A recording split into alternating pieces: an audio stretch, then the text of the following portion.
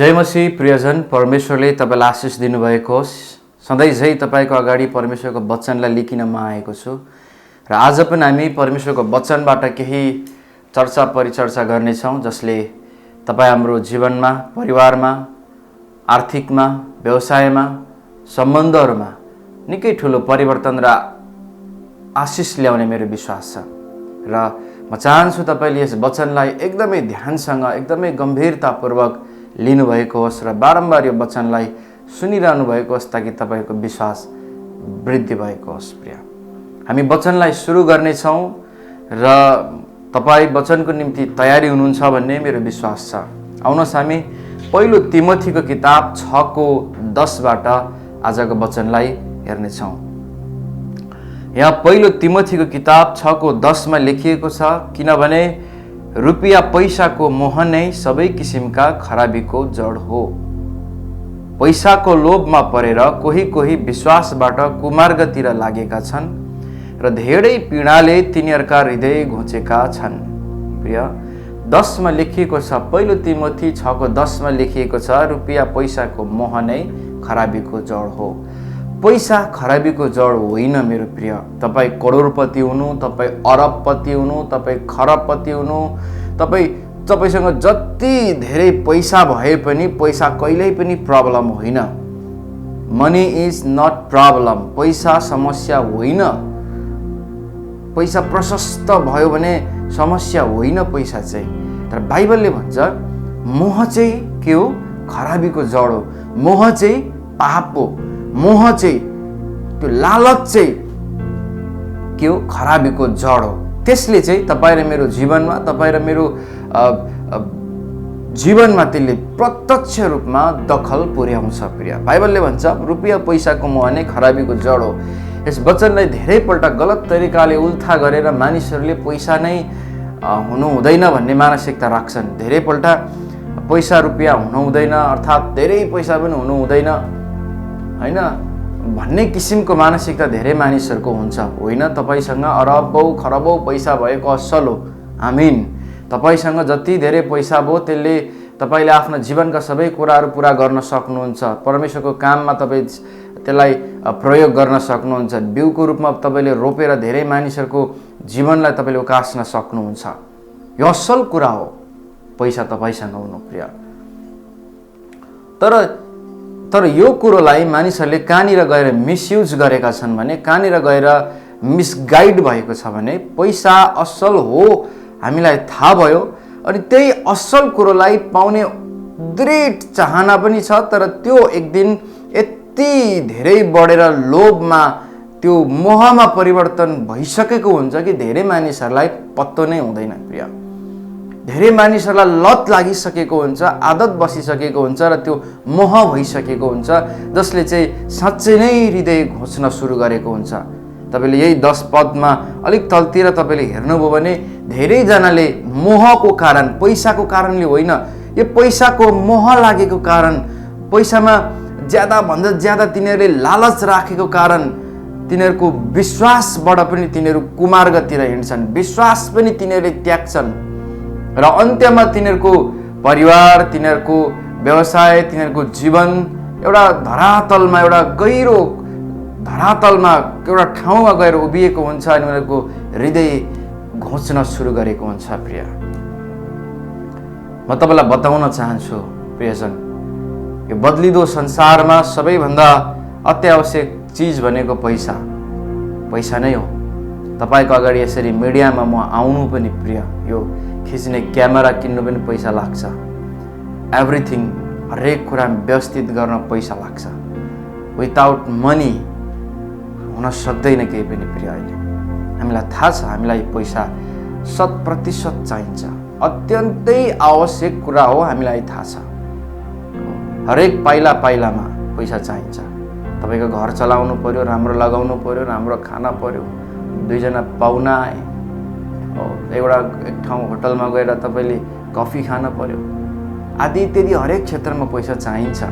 त्यही कारण हामीलाई परमेश्वरले पैसा खराबी पनि भन्नु भएन। त्यही कारण वचनमा थुप्रो ठाउँमा यसरी प्रतिज्ञा गर्नुभयो, तिमीलाई धन सम्पत्ति कमाउने बुद्धि म दिनेछु भनेर परमेश्वरले प्रतिज्ञा गर्नुभयो। त्यही कारण धन सम्पत्ति प्रब्लम होइन, तर यो वचनले भन्न चाहेको चाहिँ के हो त त्यसो भए भन्दा धन सम्पत्ति प्रब्लम होइन, तर त्यो धन सम्पत्तिको लालचमा, त्यो धन सम्पत्ति पाउने आशामा परमेश्वरको वचन, परमेश्वर र परमेश्वरको कामदेखि अलग हुनु, परमेश्वरको वचन, परमेश्वर र परमेश्वरको कामलाई कम महत्त्वको ठान्नु, नगण्य झै झिङ्गा मसिना कुरा झै ठान्नु र हृदयमा गम्भीर नभएर पैसाको पछि लालची भएर सेवा सङ्गति त्यागेर कुद्नु चाहिँ बाइबलले भन्छ त्यो चाहिँ खराबीको जड हो। तिम्रो जीवनमा ठुलो खराबी आउँछ, त्यसको जड चाहिँ तिमी आफैले तयार गरेको हो। वचनले भन्न चाहेको चाहिँ यो। धेरैले विश्वासबाट पनि पर हट्छन् प्रिय, पैसाको लालचमा परेर धेरैले आफ्नो विश्वास पनि गुमाउँछन्। विश्वासको जीवनमा सुरु भएको दिन र पैसाको लालचमा परेको दिन धेरै फरक हुन्छ। त्यही कारण मेरो प्रार्थना छ प्रिय, तपाईँ र म धन सम्पत्तिको लागि मेहनत गर्ने हो, परमेश्वरले दिनुभएका काम र व्यवसायलाई दिलोजानले लगन भएर काम गर्ने हो, तर त्यसमा मोह लाग्नबाट चाहिँ हामी हरेक समय होसियारी हुने। त्यो कुरोमा मोह नलागेको होस्, त्यो कुरोमा हाम्रो लालच नबसेको होस् प्रियजन। रुपियाँ पैसाको मोह भनेको परमेश्वर, उहाँको वचन र उहाँको कामभन्दा ज्यादा ध्यान चाहिँ पैसामा लगाउन यो मोह हो, यो लालच हो प्रिय। तपाईँ भन्दै हुनुहुन्छ आज त सङ्गति नबसौँ, आज यतिको नाफा हुनेवाला छ भनेपछि तपाईँ त्यो नाफामा तपाईँको ध्यान गयो, तपाईँमा लालच आयो, यो खराबीको जड हो। एक दिन ठुलो खराबीले तपाईँको हृदयलाई घोच्छ प्रिय। त्यही कारण वचनले हामीलाई यस्ता समस्याहरूबाट बच्नका लागि अगाडि नै उपाय दिएको छन्। त्यही कारण यो उपाय परमेश्वरको वचनद्वारा म तपाईँसँग बाँड्न चाहन्छु प्रिय।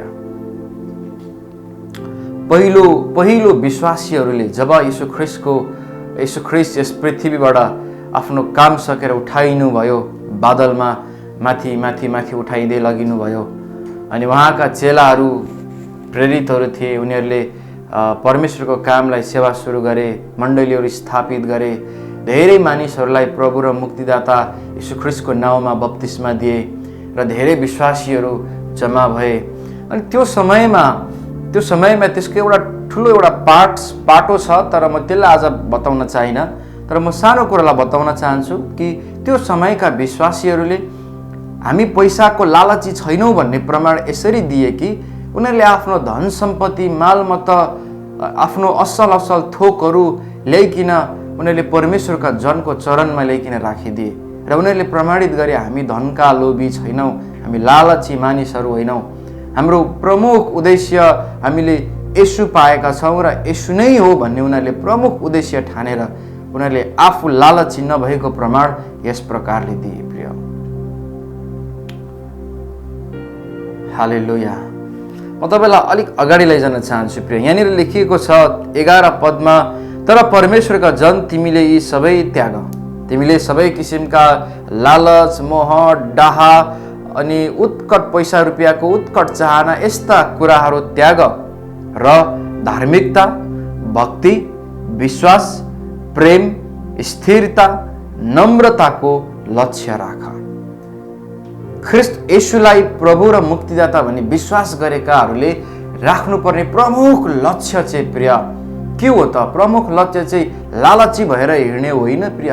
प्रमुख लक्ष्य चाहिँ मान्छेले राख्नुपर्छ कि धार्मिकताको लक्ष्य राखोस्, उसले चाहिँ कि उसले भक्तिपूर्ण जीवनको लक्ष्य राखोस्। मैले यसभन्दा अघिल्लो वचनमा तपाईँलाई बताएको छु, भक्ति र भय बिनाको विश्वास चाहिँ विश्वासी होइन, त्यो झुटो मान्छे हो भनिकन। तपाईँले त्यो वचनलाई सुन्नुहोला। तिमीले धार्मिकताको लक्ष्य राख, भक्तिको लक्ष्य राख, विश्वासको लक्ष्य राख, प्रेमको लक्ष्य राख, स्थिरताको लक्ष्य राख, नम्रताको लक्ष्य राख। किनभने हामीलाई जीवनको अन्त्य थाहा छ, हामीलाई जीवनको वास्तविकता थाहा छ, यो जीवनको अन्तिम दशा के हो हामीलाई थाहा छ। प्रभु नपाउनेहरूको जीवनको अन्तिम दशा र प्रभु पाउनेहरूको जीवनको अन्तिम गन्तव्य के हो तपाईँ र मलाई थाहा छ प्रिय। त्यही थाहा भएको कारणले बुद्धिमानी मानिस झै अब पनि संसारका थोकहरूका लालचका पछि होइन, तर आफूलाई धार्मिकताको पछि लगाऊ। ख्रीष्टको धार्मिकताको पछि तिमीले आफूले आफूलाई लगाऊ हो। भक्तिको पछि लगाऊ। कसरी भक्तिपूर्ण जीवन तिमी जिउन सक्छौ त्यो कुरोमा तिमीले ध्यान देऊ। विश्वासलाई बचाइराख, विश्वासमा दरिलो हो, तिम्रो विश्वासलाई वृद्धि गर। अनि प्रेमको लक्ष्य राख। डाही नबन, तर एकले अर्कालाई प्रेम गर्न सिक, जुन प्रेम परमेश्वरले हामीलाई दिनुभयो। अर्को स्थिरता, जुन विश्वास तिमीले गरेका छौ त्यो गरेको विश्वासमा तिमी स्थिर भई बस। र अर्को छ नम्रताको लक्ष्य राख, किनभने नम्रहरूले पृथ्वीमा अधिकार पाउँछन्। प्रियजन, म तपाईँलाई बताउन चाहन्छु, हामी प्रशस्तताको बाटोमा जानुपर्छ, तर ईश्वरीय तौर तरिकाबाट आएका थोरै पनि साँच्चै त्यो आशिष हो, त्यो परमप्रभुबाट आएको त्यो लालच होइन। अनि यहाँ वचनमा लेखिएको छ मान्छेले जीवनमा राख्नुपर्ने लक्ष्य चाहिँ यी कुराहरू हुन्। यहाँ लेखिएको छ यसैमा तिमीलाई बोलावट भएको थियो। हाम्रो बोलावट ख्रीष्ट येशूमा भएको छ। संसारको पाप र अन्धकारको जीवनमा तपाईँ र म बरालिएका, लुटपुटिएका थियौँ। प्रिय, हामीलाई कसैले असल शिक्षा पनि दिँदैन थियो। हामी संसारिक कुरोमा लागि परेका थियौँ। हामीलाई थाहा छ यो गलत हो, त्यही पनि त्यसैलाई पुजिरहेका थियौँ। ढुङ्गामा ईश्वर खोजिरहेका थियौँ। जे कुरोमा आश्चर्य देख्यो त्यही ईश्वर होला भनेर पुजिरहेका थियौँ। त्यो तरिकाले तपाईँ र मेरो जीवन गइरहेको बेला परमेश्वरले ठिक समयमा हामीलाई बोलाउनु भयो, ताकि यी कुराहरूको लक्ष्य हामीले राखेका हौँ। प्रिय, यहाँ लेखिएको छ यसैमा तिमीलाई बोलावट भएको थियो, जब तिमीले धेरै साक्षीहरूको उपस्थितिमा तिम्रो विश्वासको असल साक्षी दिएका थियौ। म तपाईँलाई 12 पद पढेर सुनाउन चाहन्छु। विश्वासको उत्तम लडाई लड। एउटा विश्वास गरेका एउटा विश्वासीले जीवनमा लड्नुपर्ने उत्तम लडाई चाहिँ विश्वासको लडाई हो। हरेक दिन पाप र अन्धकारको कुराहरूले हामीलाई च्यालेन्ज गर्छ, परीक्षा गर्छ। हरेक दिन हामी त्यो समस्याको बाटो भएर जानुपर्छ। हामी अभावको समस्याबाट पनि जानुपर्छ, आर्थिक अभाव, पैसा रुपियाँको अभावको, रोग बिरामबाट पनि, आफ्नो आफन्तको धोकाबाट पनि, आफ्नो आफन्तको यातना र सतावटबाट पनि, धेरै ठुल्ठुलो समस्या र चिन्ताहरूबाट, यस्ता विभिन्न कुराहरूबाट हामी हरेक दिन जानुपर्छ। त्यही कारण बाइबलले भन्छ यी कुराहरूमा विजय हुनका लागि तिमीले विश्वासको उत्तम लडाई लड। परमेश्वरले हाम्रो अनुहार हेरेर, हाम्रो बोली र वचन हेरेर, हाम्रो वस्त्र हेरेर, हाम्रो घर, हाम्रो गाडी, हाम्रो खानपिन हेरेर, हाम्रो जात र थर हेरेर, हाम्रो रङ हेरेर परमेश्वरले न्याय गर्नुहुन्न। परमेश्वरले तपाईँ र मेरो विश्वास हेर्नुहुन्छ।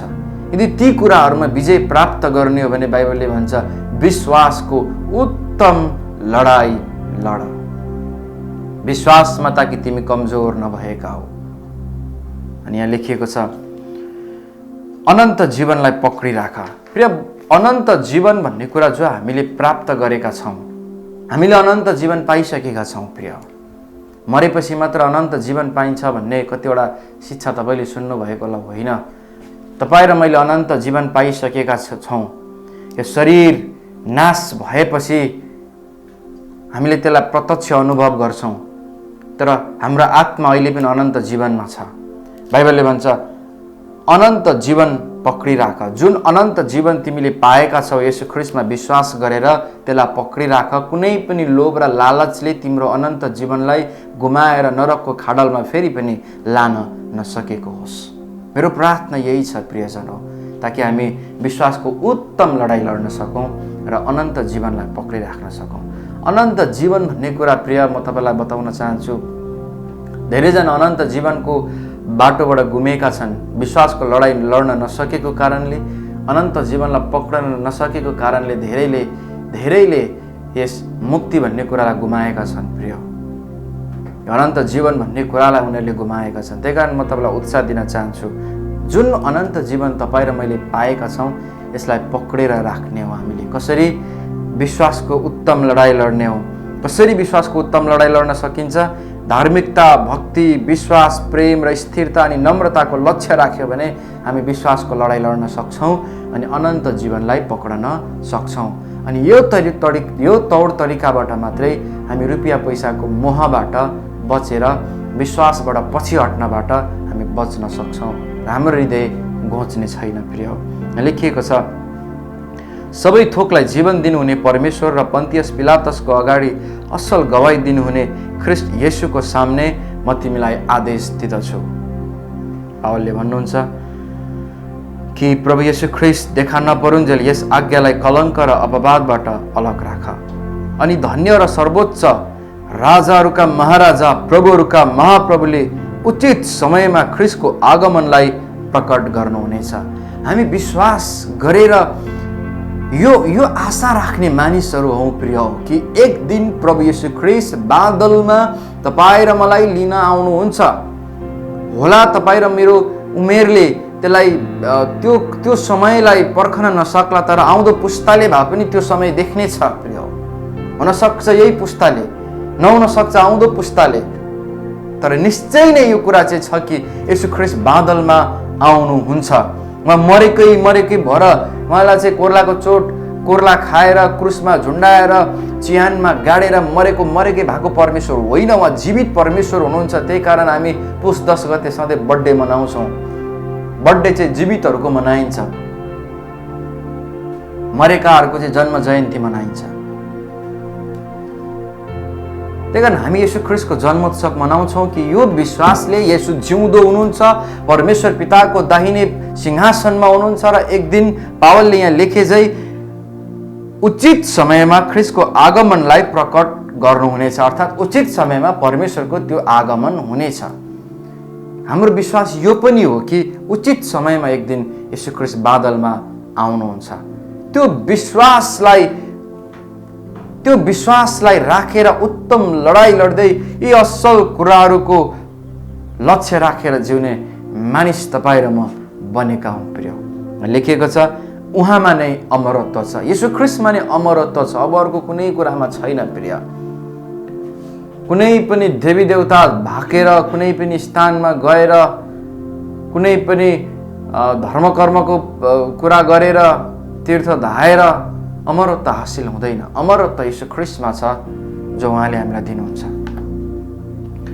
र उहाँ त्यस ज्योतिमा बास गर्नुहुन्छ जसको नजिक कोही जान सक्दैन। उहाँलाई कुनै मानिसले कहिल्यै देखेको छैन न देख्न सक्छ। उहाँलाई नै आदर र पराक्रम सदा सर्वदा होस्, आमीन। परमेश्वरलाई तपाईँ र मैले देखेका छैनौँ प्रिय।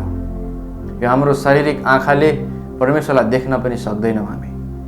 यो आँखा त्यतिको योग्य छैन कि बनाउनु हुने परमेश्वरलाई, सृष्टिकर्ता परमेश्वरलाई देख्न सकेको होस्। तर यहाँ मजाको कुरा के लेखेको छ भने 17 पदमा यस संसारका धनीहरूलाई घमण्डी नहुने आज्ञा देऊ। हामीलाई थाहा छ धेरै मानिसहरू धन सम्पत्तिको प्रशस्ततामा बढ्दै गएपछि कमजोर मानिसहरूलाई हेप्ने र कमजोर मानिसहरूलाई नगन्ने र घमण्डी हुँदै मानिसहरू धनको लालचमा अति उग्र भएको हामीले देखेका छौँ प्रिय। बाइबलले भन्छ यस संसारका धनीहरूलाई घमण्डी नहुने आज्ञा देऊ, तर तिनीहरूले नम्रताको लक्ष्य राखुन्। जति धनमा तिनीहरूले आशिष पाउँछन् त्यति धेरै झुकाव नम्रता तिनीहरूमा भएको होस्। यस संसारका धनीहरूलाई घमण्डी नहुने आज्ञा देऊ। म तपाईँलाई आज्ञा दिन चाहन्छु प्रिय, तपाईँ र मेरो जीवनमा प्रशस्त धन सम्पत्ति आउला, हामी घमण्डी भएर मानिसै नगन्ने तौर तरिकामा जिउन हुँदैन। यसले हाम्रो हृदयलाई घोच्छ र परमेश्वरको सिद्धान्तदेखि कुमार्गतिर हामीलाई लैजान्छ। यस संसारका धनीहरूलाई घमण्डी नहुने आज्ञा देऊ र अनिश्चित सम्पत्तिमा होइन, तर हामीलाई हरेक थोक प्रशस्तसँग उपभोग गर्न दिनुहुने परमेश्वरमाथि तिनीहरूले आशा राखुन्। धनी मानिसहरूले पनि, धन सम्पत्तिमा अरबौँ खरबौँका मानिसहरूले पनि ती अत्यन्तै प्रशस्तताको धन सम्पत्तिमा होइन, तर हामीलाई हरेक कुरा प्रशस्तसँग उपभोग गर्न, प्रयोग गर्न दिनुहुने परमेश्वरमा तिनीहरूले आशा राखुन्। म तपाईँलाई लान चाहन्छु अगाडिको 10 पदमा प्रिय, त्यहाँ लेखिएको छ धेरैजना चाहिँ धन सम्पत्तिको मोहमा परेर विश्वासदेखि कुमार्गतिर हिँडेका छन्, किनभने धन सम्पत्तिमा तिनीहरूको सम्पूर्ण आशा भयो। तर यहाँ बाइबलमा लेखिएको छ परमेश्वरमाथि तिनीहरूले आशा राखुन्, किनभने परमेश्वरले नै सबैलाई प्रशस्तसँग उपभोग गर्न दिनुहुन्छ। कसलाई के चाहिएको छ ती स्वर्गीय पिताले जान्नुहुन्छ र त्यो असल कुरा परमेश्वरले उपभोग गर्न दिनुहुन्छ। यदि उसले विश्वासको उत्तम लडाई लडेर अनन्त जीवनलाई पक्रिराख्छ भने, यदि उसले धार्मिकता, भक्ति, विश्वास, स्थिरता, नम्रता र प्रेमको लक्ष्य राखेर आफ्नो जीवनलाई ईश्वरीय सिद्धान्त र वचनमा अघि लैजान्छ भने परमेश्वरले सबै असल थोकहरू उसलाई उपभोग गर्न दिनुहुन्छ, उसलाई उपभोग गर्न दिनुहुन्छ र त्यही उपभोग गर्न दिनुहुने परमेश्वरमा उसले आशा राखेको होस्। मैले आज तपाईलाई बताउन चाहेको प्रिय, हाम्रो आशा कसमाथि छ? क्षणभरमा हाम्रो आवश्यकता पूरा गरिदिने धन सम्पत्तिमा छ कि परमेश्वरमाथि छ? त्यही यो प्रश्न धेरैलाई थाहा छ र धेरैले हरेक दिन अनुभव गर्छन्, तर यो प्रश्नमाथि ध्यान गर्न जरुरी छ। हाम्रो आशा कसमाथि छ? तपाईको आशा कसमाथि अड्किएको छ? तपाईको धन, तपाईको काममा कि परमेश्वरमाथि? यदि परमेश्वरमाथि अड्किएको छ भने त्यही अनुरूपको विश्वासको जीवन तपाईले जिएर देखाउन पर्छ, गवाई दिन पर्छ। तपाईँ र मैले त्यस अनुसारको जीवन जिएर 18 मा लेखिएको छ, तिनीहरूले असल कार्य गरून्, धनीहरूले असल कार्य गरून् र असल कामहरूमा धनी, उदारचित्त र दानी हौन्। धनीहरूलाई उदार चित्तको र दानी हुन पनि वचनले आज्ञा दिँदछ। यसरी आफ्नै लागि भविष्यको असल जग बसाल्न सकुन्। हाम्रो भविष्यको असल जग प्रशस्त धन सम्पत्ति भेला पारेर होइन रहेछ। परमेश्वरमाथि आशा राखेर उदार चित्त र दानी भएर हाम्रो असल जग बसालिँदो रहेछ प्रिय। मैले यो संसारको भविष्यको जग होइन, अनन्त जीवनको जगको कुरा गर्दैछु तपाईसित। यहाँ लेखिएको छ, यसरी आफ्नै लागि भविष्यको असल जग बसाल्न सकुन् ताकि तिनीहरूले त्यो जीवन पक्रिराखुन् जो साँच्चै नै जीवन हो। जुन जीवनमा तपाईँ र म छौँ प्रिय, जुन विश्वास हामीले गरेर यसो ख्रिस्टमा छौँ, यो साँच्चै जीवन हो प्रिय। यो धर्म परिवर्तन होइन। क्रिस्चियनहरू, चर्च जानेहरू, विश्वासीहरू, इसाईहरू, यो यस्ता कुराहरू मात्र होइन। यो कुराहरू यो त तपाईँ र मलाई दिएको नाम मात्र हो। तपाईँ र मलाई दिएको नाम मात्र हो। वास्तविकतामा जुन जीवन यसो ख्रिस्ट हुनुहुन्छ र जसलाई हामीले विश्वास गरेका छौँ त्यसलाई पक्रिराख भन्छ बाइबलले, ताकि रुपियाँ पैसाको मोहमा लागेर त्यो जीवन र त्यो विश्वासदेखि तिमी कुमार्गतिर नलागेको होस्, तर धार्मिकता, भक्ति, स्थिरता, प्रेम र नम्रताको लक्ष्य राखेर तिमी विश्वासमा अघि बढेको होस्, ताकि जुन दिन एक दिन येशूको आगमन हुन्छ बादलको सवारीमा तिमी तयार भएर त्यो दिनको लागि विश्वास योग्य भएर तिमी बसेको होस्। त्यही कारण म तपाईँलाई बताउन चाहन्छु, हाम्रो जीवनको सम्पूर्ण आशा परमेश्वरमाथि नै रहेको होस्। एउटा वचन म तपाईँको लागि पाठ गर्न चाहन्छु। भजन सङ्ग्रहको किताब 62:5 मा लेखिएको छ, सुन्नुहोला। हे मेरो प्राण परमेश्वरमा मात्र विश्राम गर, मेरो आशा उहाँबाटै आउँछ। उहाँ मात्र मेरो चट्टान, मेरो उद्धारक र मेरो किल्ला हुनुहुन्छ। म डग्ने छैन। मेरो उद्धार र मेरो इज्जत परमेश्वरमा आश्रित छ। मेरो शक्तिशाली चट्टान र मेरो शरणस्थान परमेश्वर नै हुनुहुन्छ। आमेन। हे मानिसो, सब समय उहाँमा नै भरोसा गर, उहाँको सामुन्ने आफ्नो मन खोल, किनकि परमेश्वर हाम्रो शरणस्थान हुनुहुन्छ। परमेश्वरको सामु हामीले मन खोलेर परमेश्वरको अगाडि पिता भनिकिन हामीले पुत्रत्वको हैसियत प्राप्त गरेका छौँ। पिता भनिकिन मन खोलेर सब समय परमेश्वरमा भरोसा राखेर उहाँमा नै हामीले आशा गर्न सकेका हौँ, ताकि उहाँ हाम्रो चट्टान र उद्धारकको रूपमा, हाम्रो किल्लाको रूपमा देखा पर्नु भएको होस्। प्रियजन, परमेश्वरले तपाईँलाई आशिष दिनुभएको होस्। यो वचनलाई तपाईँले फेरि पनि दोहोऱ्याइकन सुन्नुहोला, ताकि हामी विश्वासदेखि कुमार्गतिर नलागेका हौँ, ताकि हामी लालच र मोहमा परेर परमेश्वर नत्यागेका हौँ, ताकि हाम्रो लक्ष्य धार्मिकता, परमेश्वरको भय, भक्ति, स्थिरता, प्रेम, नम्रता भएको होस् र विश्वासको उत्तम लडाई हामी लड्न सकौँ र हामीले पाएको अनन्त जीवनलाई पक्रिराख्न सकेर हामीले उहाँमाथि नै भरोसा राखेको होस्। प्रिय, परमेश्वरले तपाईँलाई आशिष दिनुभएको होस्। यो वचनले तपाईँको जीवनमा प्रशस्त आशिष ल्याओस्। God bless you.